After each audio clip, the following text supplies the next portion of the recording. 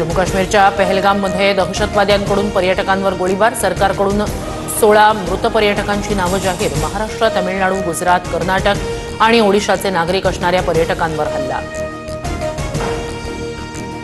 पहलगाममधील दहशतवाद्यांच्या गोळीबारात महाराष्ट्रातील 4 मृत्यू।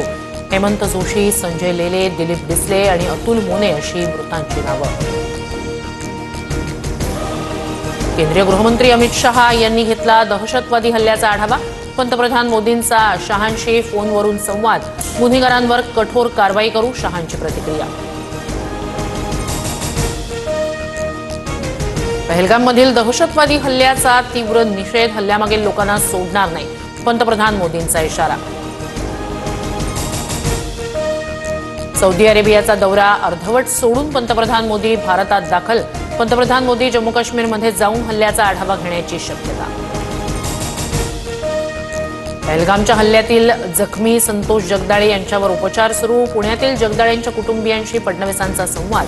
फडणवीसांकडून सर्वतोपरी मदत करण्याचं आश्वासन।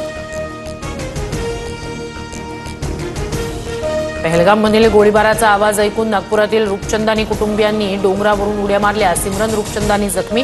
फडणवीसांकडून रूपचंदानी कुटुंबियांच्या तब्येतीची विचारपूस। दहशतवाद्यांना जशास तसं उत्तर देणार, पहलगाममधील वरिष्ठ अधिकाऱ्यांच्या संपर्कात, फडणवीसांची प्रतिक्रिया। पहलगाममध्ये लग्नानंतर फिरायला आलेल्या जोडप्यावरही दहशतवाद्यांकडून गोळीबार, हल्ल्यात तरुणाचा मृत्यू।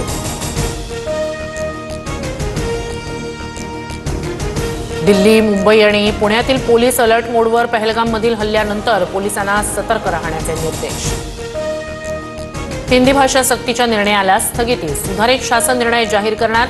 हिंदी भाषा बंधनकारक असणार नाही, शालेय शिक्षण मंत्री दादा भुसे यांची घोषणा। राज ठाकरेंनंतर उद्धव ठाकरे ही कुटुंबियांसोबत परदेश दौऱ्यावर। 4 मे रोजी ठाकरे भारतात परतणार। दोन्ही भाऊ मुंबईत परत आल्यानंतरच पुढील चर्चेची शक्यता। मुंबईतील सर्व लँड स्कॅमचे बादशहा उद्धव ठाकरे। भाजपच्या कार्यशाळेत आशिष शेलार यांची उद्धव ठाकरेंवर टीका।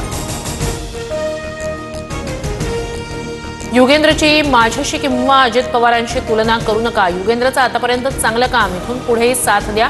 युगेंद्र पवारांच्या कार्यक्रमाला उपस्थित असणाऱ्या तरुणांना शरद पवारांचा सल्ला। विदर्भात उद्यापर्यंत उष्णतेच्या लाटेचा इशारा। चंद्रपुरात सर्वाधिक 45 आणि अमरावतीत 44 अंश सेल्सिअस तापमान, तर गोंदियात दुपारी ट्रॅफिक सिग्नल बंद राहणार। नागपुरात 5 अनोळखी व्यक्ती मृतावस्थेत आढळले। 5ही जणांचा उष्माघातानं मृत्यू झाल्याची शक्यता।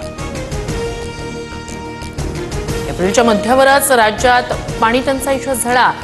विहिरीतील पाण्यानं तळ गाठल्यानं वणवण भटकण्याची वेळ। काही ठिकाणी टँकरच्या फेऱ्या सुरू, तर जनावरांच्या पाण्याचा प्रश्नही भीषण।